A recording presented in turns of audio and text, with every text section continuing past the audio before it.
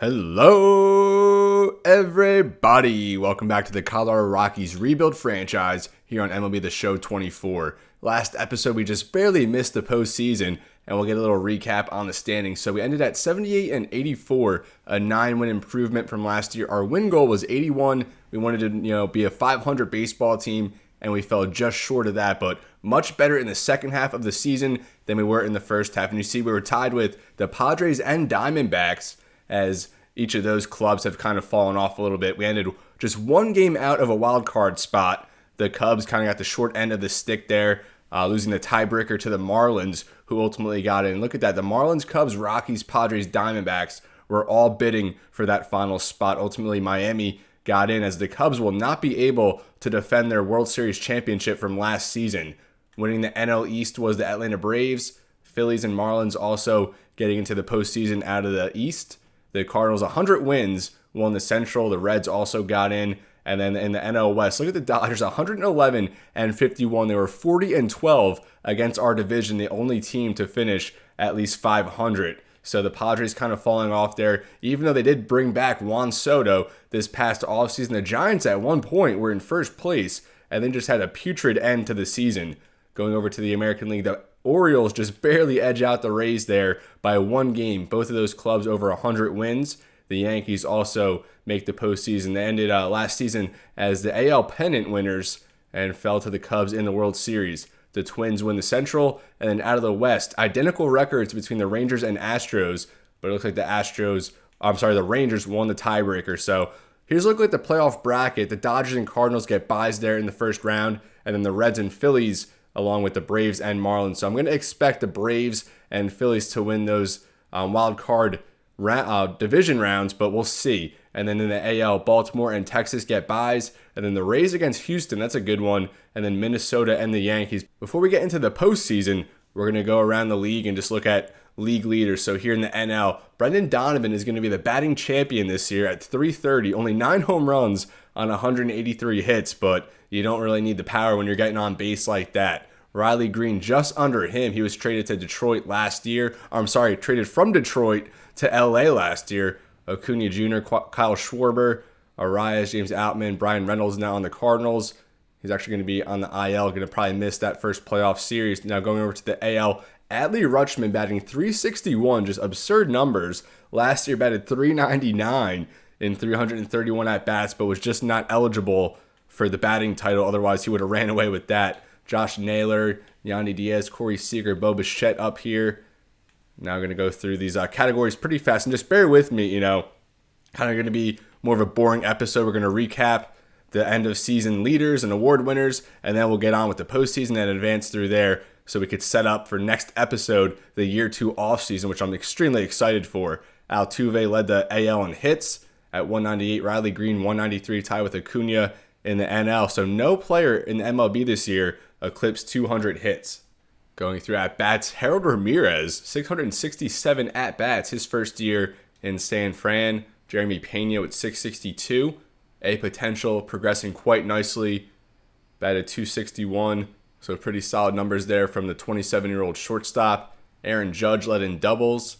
In the NL, Shohei Ohtani, who's actually injured, a broken ankle, so the Dodgers will be without Ohtani for what looks to be their entire postseason run. We'll see if they make the World Series, he'll be back for that. Tied there with Riley Green, his teammate, for the MLB lead in doubles, each with 51. Ketel Marte, Trey Turner also hurt right now. A broken ankle for him as well, so the Phillies will be without him for at least the first 2 series if they can win there in the wild card round. Evan Carter, 15 triples for the 22-year-old. Absurd production, batted over 300, 33 home runs. So the past 2 years, he's had 30 dingers, a 600 slugging this year. Dude's going to be a stud in the NL. Ronald Acuna Jr., Suzuki there for the Cubs, tied with 10. Now home runs, 45 for Ohtani. And it looks like he just suffered a broken ankle, so only going to end up missing 10 games, but still 45 home runs. He had 49 last year. He was the MVP last year. I believe he won it this year. We'll look at award winners here shortly. Matt Olson also over 40. Nolan Gorman there. So between Donovan and Gorman, the Cardinals have a good young core there. In the AL, JD Martinez, 48 home runs And that's a new career high for this 37-year-old who returns to Boston, Rafael Devers. So the Red Sox have the top 2 home run hitters in the league, actually. Devers there tied with Ohtani, Yordan Alvarez, Vladimir Guerrero Jr., Bregman. No one here from the Rockies, but we have Santander here and Alonso, who each hit 33. Our power numbers were up big time from last year. Alvarez led the league in RBIs, actually tied with Gorman. Each had 131. Santander up here at 116. He had a tremendous year after signing as a free agent. 284 batting average, 517 slugging. Runs scored. Altuve, Pena up here in the NL. Acuna Jr. Stolen bases. Bobby Witt with 39, along with 25 home runs. So a 30-30 player going ahead, you would think. Already achieved that a couple years back. Nico Horner led the NL. Back-to-back All-Star appearances for him.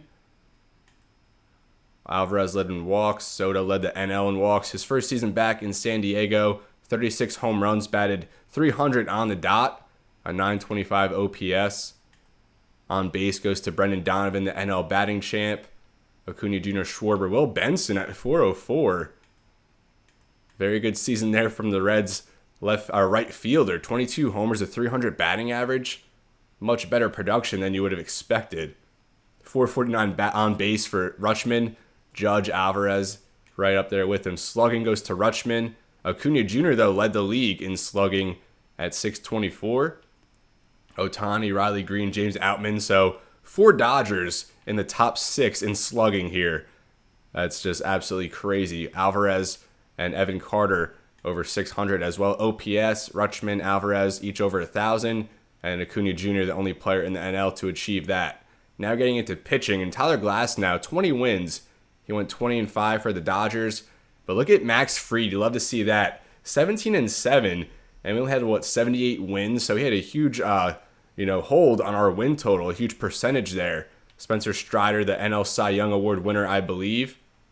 And then in the AL, Pablo Lopez, going to be hurt with a fractured forearm. And it looks like that happened in his last start, so he will not be able to play for the Twins in their playoff run.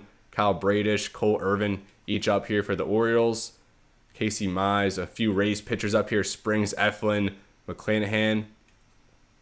Going over to saves. Alexis Diaz led the NL in saves, 51 out of 56 attempts with a 1.61 ERA, 74 strikeouts in 61 innings, and his potential does see an increase. Ryan Helsley also achieving 50 saves. Alex Lang, Evan Phillips down here as well in the AL. So Pete Fairbanks going to lead the league in saves with 55, converting in 63 attempts. Felix Bautista, Josh Sborz down there as well. ERA goes to Joe Ryan, and he's also hurt. So the Twins are without 2 of their top pitchers in Joe Ryan, who led in ERA, and then Pablo Lopez, who led in wins. We'll see how the Twins respond to that. John Means, Aaron Savali up here as well in the NL. Going to be Tyler Glasnow. So he led in wins and ERA. Max Fried right behind him in both categories. You'd love to see that from our ace. Hunter Green, a very good season from him for the Reds as they made the playoffs. Shutouts, Tyler Glasnow with 5 led the league. Strikeouts, Spencer Strider with 273 in 221 innings pitched. He has to have won the Cy Young. Only 213 there from McClanahan. So Strider had almost 50 more than the next pitcher, that being Ohtani. Complete games, Glasnow had 5. Garrett Cole had 4, along with the most innings pitched in the AL. In the NL, Spencer Strider was second. Alcantara a third more than Strider, and then Max Fried at 218 2/3. And that's a new career high for Max Fried. Whip, Joe Ryan leads the way. Casey Mize, Means, Seth Lugo. In the NL, Spencer Strider, Glasnow, Logan Webb. Pitching war goes to Strider at 4.9. Glasnow, Green, Fried, AJ Puck up here as well. 82 overall, just beat potential. Didn't improve at all. His overall stayed the same despite a very good season. In the AL, Shane McClanahan actually led all pitchers in war at 5.4. Casey Mize, second in the league at 5.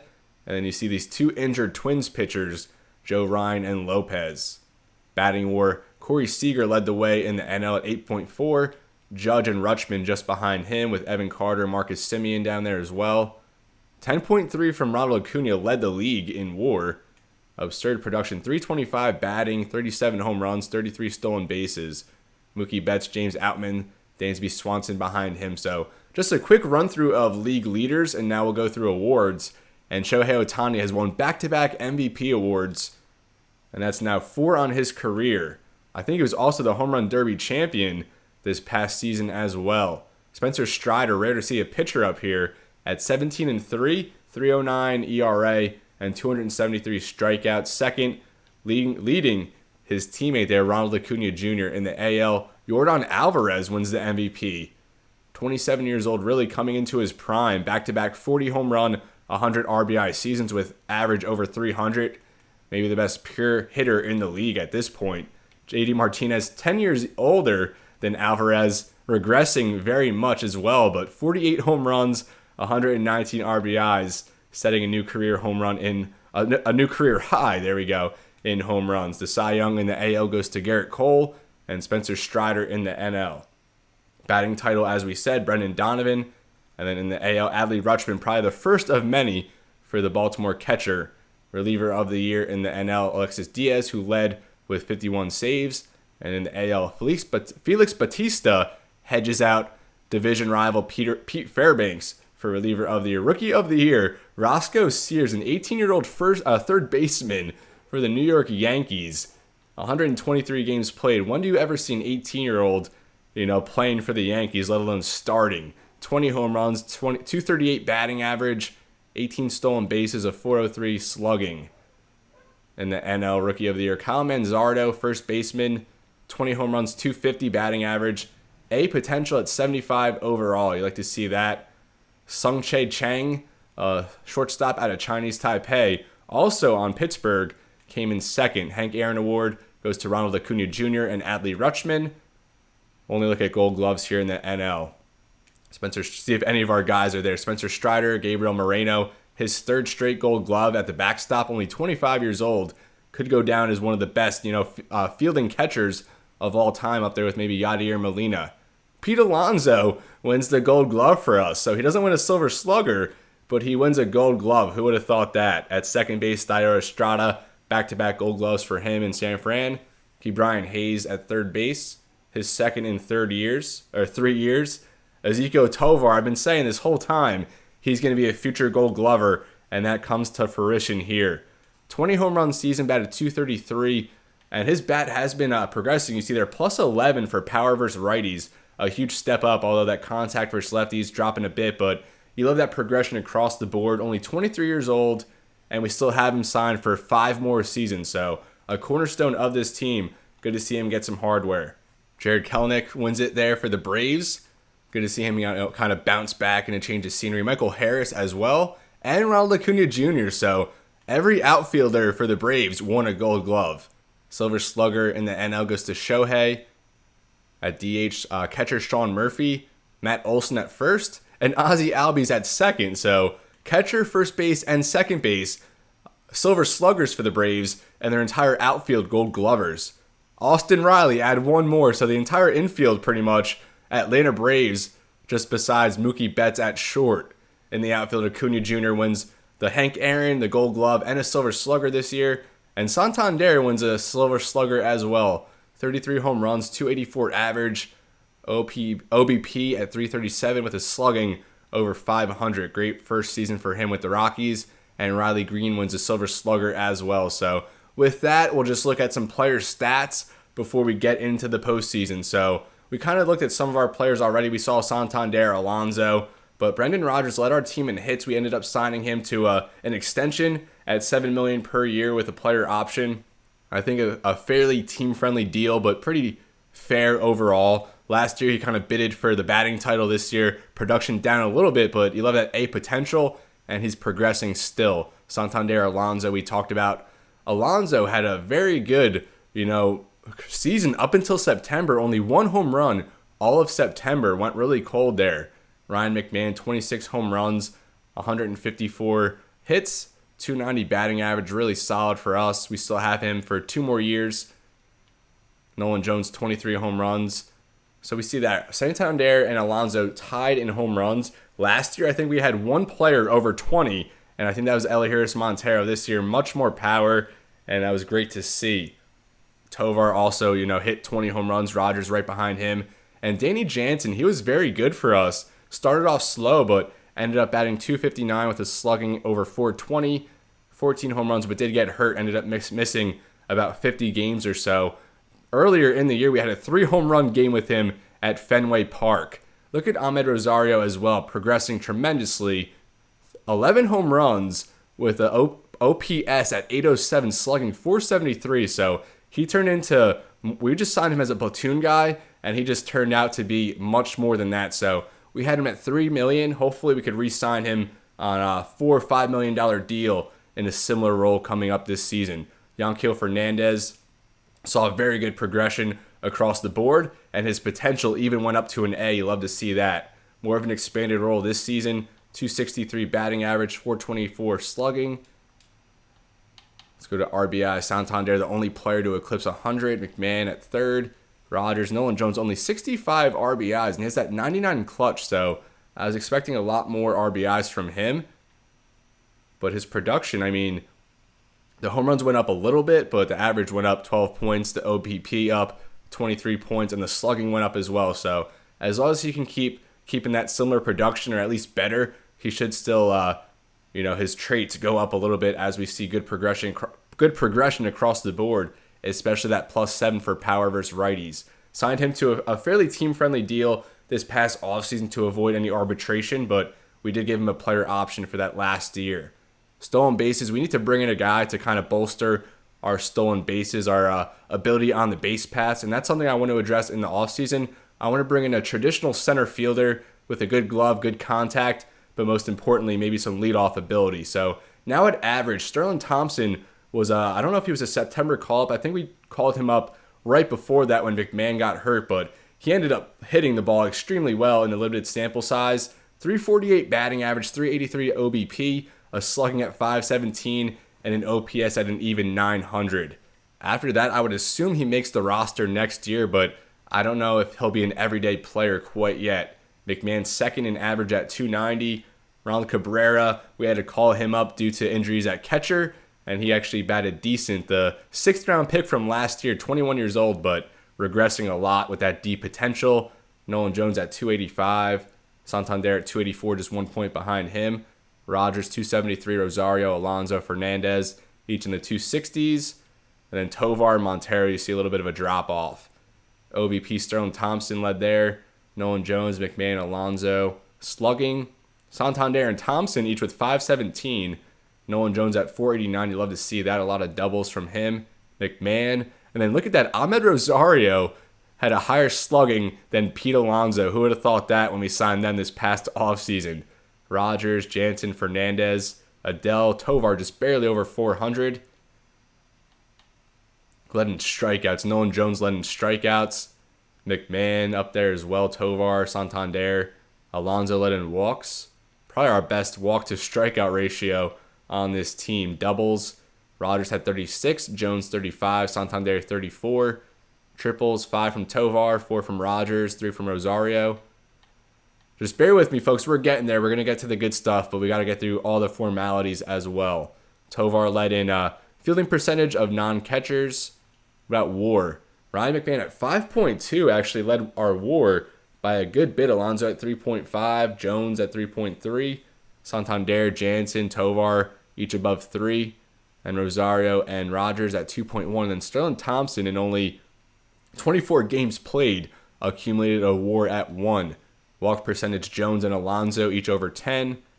K percentage, don't like to see this. Here's Montero, and he was a weird story. Last year, he led in home runs and RBIs, batted .270. This year, we brought in some better bats in Alonso, Santander. So his spot in the lineup kind of, slid down, but we still worked him in a platoon role. We have him on a team-friendly deal for the next couple seasons with a team option, so we'll keep him in a reserve role at least one more year, maybe a DH type guy, filling at first every now and then because he is still progressing. He's not old either, only 26 years old, so we'll stick with him and see what we have. Fernandez, a high strikeout percentage. Jones, Delay, McMahon, Tovar also up there. Walks to strikeout, though, and I said Alonso probably did have the best ratio, which he does. Rosario up there, you'd like to see that. And then Jansen, only 3 players at more than half a walk per strikeout. Isolated power, Santander Rosario, second on the team. Nolan Jones, only 3 players over 200. At bats per home run, Santander, Alonso, McMahon, Jones. Joe Adell, who we traded for during the season, and he hit a lot better with us than he did with LA, but still didn't really get consistent playing time. But I think next season he'll probably be our top option as a platoon outfielder. We'll definitely try to work him in a little bit more. Average versus righties, Thompson up there. A couple of lefties versus lefties. Santander hit the best against lefties. Rogers up there as well. And Fernandez, even though he is lefty, batted .286 against the same side pitching. That's enough there for position players. We'll now go to pitching. And Max Fried, of course, led in wins with Kyle Freeland behind him. So only 2 players over 10 wins on this team. Saves went to Justin Lawrence, 19 out of 28. But last year, 17 out of 18. But a huge drop-off. An ERA just under 6 with a whip over 1.5. We have him arbitration for 3 more years, but just wildly inconsistent. And we really have to bolster the bullpen. That's going to be the top priority this offseason. Really getting some solid guys in there. Tosh Bradley kind of forced into there. He was our long relief guy most of the year. Stupendous in that spot, but then as a closer, 14 out of 19, but still very good numbers on the year. Over 100 innings, an ERA just over 4 with almost a strikeout per inning. We acquired him for Charlie Blackmon back in year 1. John Curtis, 7 saves. Didn't expect to see that. 7 out of 9, very good. And he was probably our most reliable middle relief guy out of the pen this year. 3 for Ryan Yarbrough, probably all 3 inning saves. Innings pitched, Max Fried, Freeland, Flaherty. Jack Flaherty was wildly inconsistent, but we have that A potential. We have him for 3 more years with that team option, so we expect a boost next year. Yarbrough and Bradley each over 100 innings. And Chase Dollander, we called him up after we traded German Marquez to the Angels, and he just did not really pitch well. Probably better last year in that smaller sample size. We gave him more of a role this year, but just didn't really live up to it. 6.09 ERA, 1.61 whip, 7 quality starts in 19 games started, but still only 23 years old, A potential, and we'll see if he can crack the rotation next year. Peter Lambert was a late call-up, only 11 games started, but 8-0. Look at that. What a story he was down the stretch for us. 67 strikeouts, more than 1 per inning, with 2.31 ERA and a 1.03 whip. He was phenomenal, and maybe that performance alone is enough to secure a spot in the rotation going into next season. Carlos Estevez led all our middle relief pitchers in innings pitched. It was a rough start to the year for him, but he really rebounded and was good down the stretch. 54 strikeouts in 58 innings, 3.57 ERA. Lucas Sims was not that good, only a 1-year contract. I don't think we're going to bring him back. John Curtis more than likely going to be in the rotation next season. Max Fried was our strikeout leader. Flaherty just one behind him in 38 less innings pitched, so Flaherty looks like he has better strikeout stuff, but we still don't have that, true dominant guy who could just go out there and rack up strikeouts. Yarbrough at 79 led all our, Bradley with over 100 led all our relief pitchers. Lambert up there, Estevez, Lucas Sims, more than 1 per inning. ERA. I don't know why it puts Matt Cook and Jake Bird in here, and it called down 2 guys we had up there all year, and we're going to have to look at them elsewhere. So Lambert, Fried, Yarbrough, all under 3. Curtis and Estevez in 3.5 territory. Bradley just over 4, and then it gets pretty bad with Sims, Freeland, and Jack Flaherty, and then Chase Dollander and Lawrence both over 6. Whip, Yarbrough at an even 1. You love to see that. Claimed him off waivers from the Dodgers, and he had a very good year as a long relief guy, our lefty long relief guy out of the pen. Lambert, 103 whip, just phenomenal numbers from him. Max Fried, Curtis, Freeland, and Bradley all at 1.4 or under, which is kind of like the benchmark, I feel like, for whip. Estevez, Flaherty, Lawrence, Sims, Dollander up there. Quality starts, Fried had 25 out of 33 games started. Flaherty at 19, Freeland at 14. But Freeland had 2 complete game shutouts, and he matches what he put up last year. So entering last season, year 1 of this franchise, no complete game shutouts on his career, but 4 in the last 2 seasons. Holds 25 from Curtis. He was our primary setup man. Estevez behind him. Let's go to WAR. 4.2 from Fried, 1.8 from Lambert in only 11 starts. So that's maybe a third of what he would have received if he was a full-time starter out of the gate. Tied with Flaherty there in like half the time, if not more than half the time. Yarborough, Freeland, each eclipse 1. Bradley, Estevez, Curtis, Sims. And then Justin Lawrence at negative .03. Ks per 9 goes to Sims, Lambert behind him. Bradley, Lawrence, Dollander. Walks per 9, Sims very, very bad at 5.64. Flaherty, Lawrence, Estevez up here. Home runs per 9. Lambert kept the ball out of the ballpark. Only 5 home runs allowed in 11 starts. Estevez, Fried, Sims. So Sims didn't really allow many home runs, but just wildly inaccurate with that 39 walks per 9. And then Kyle Freeland, a 1.5 per 9. Dollander 1.78 and Lawrence 1.8.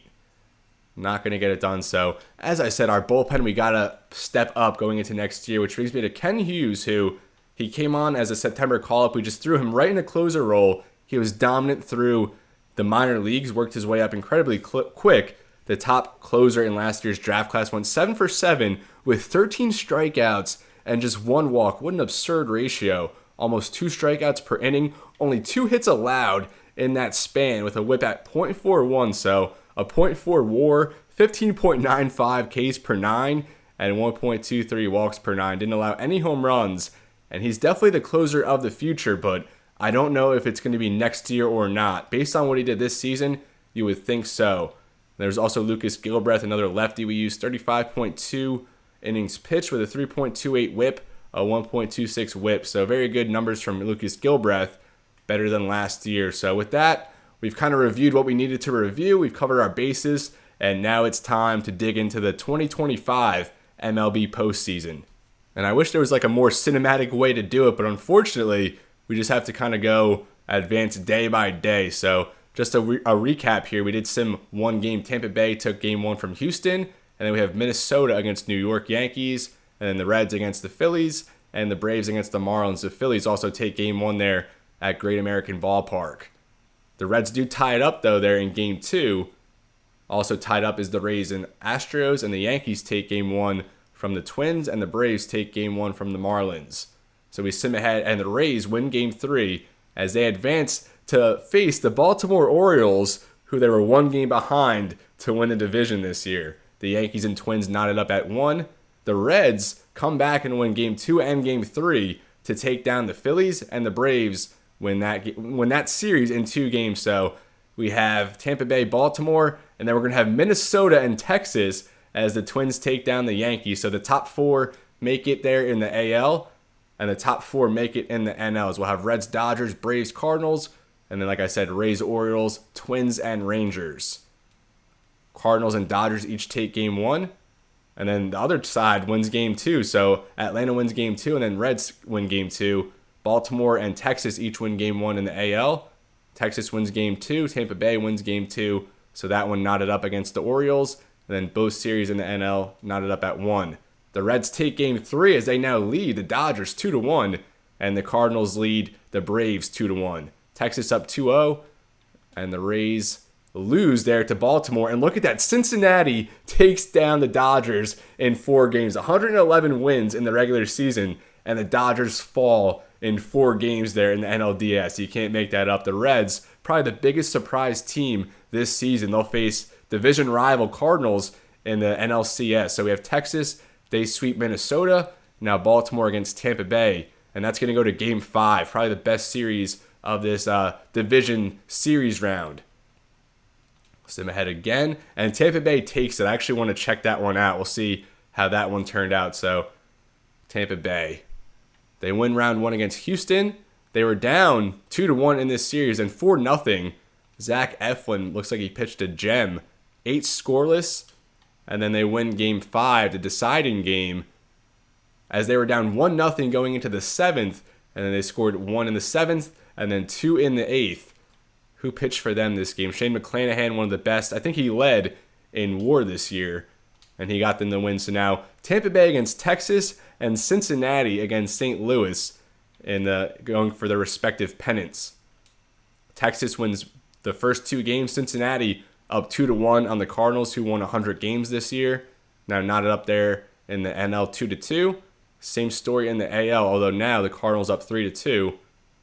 Tampa Bay up 3-2. And the Cardinals have won the pennant, so we traded them Cal Quantrill at the deadline, and it looks like that really paid off for them. Now Tampa Bay against Texas, the Rays 1 win away, but the Texas Rangers do not go down easy, go into a Game 7, and Tampa Bay takes that as well. We'll go over it again, check it out, and see how it played out. So Game 7 came down to 1 run. Tampa Bay took a 3-0 lead in the second. That's all they needed. So the World Series this year, it's 2025. It's going to be Tampa Bay against St. Louis. Who you got? Cardinals take Game 1, Rays take Game 2. St. Louis takes Game 3, and Tampa Bay takes Game 4. So alternating wins here. Now it's a best-of-3 series, tied 2-2. St. Louis takes Game 5.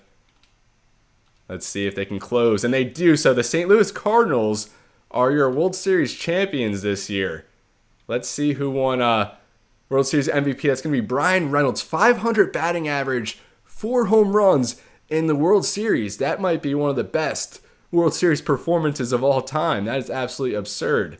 Nolan Gorman was the NL postseason MVP, and Brandon Lowe, the AL postseason MVP, with Randy Arozarena right behind him, and Jack Sawinski, who was acquired earlier this year as well. So the Cardinals win the World Series, and that marks back-to-back seasons where it's been a team from the NL Central. So with that, folks, this is where I'm going to leave you. Thank you so much for watching. I know it was kind of boring, just going through the mundane statistics and everything, but at the end of the day, it is necessary, to get the full scope, the full background story of what's going on in this franchise. Not the most fun, as I said, but necessary. But next time out, it sets us up for the most fun part, I think, of doing these rebuild franchises, which is the offseason, of course. Last year, we signed Max Fried, Pete Alonso, Danny Jansen, Santander, and we have a lot of big moves on the horizon for this upcoming offseason. So definitely keep an eye out for that episode. You want to be sure to tune into that as we continue to build this team and turn it into a contender in the MLB. But as always, everybody, it's been real, and be well. Thank you so much for watching, and I'll see you next time.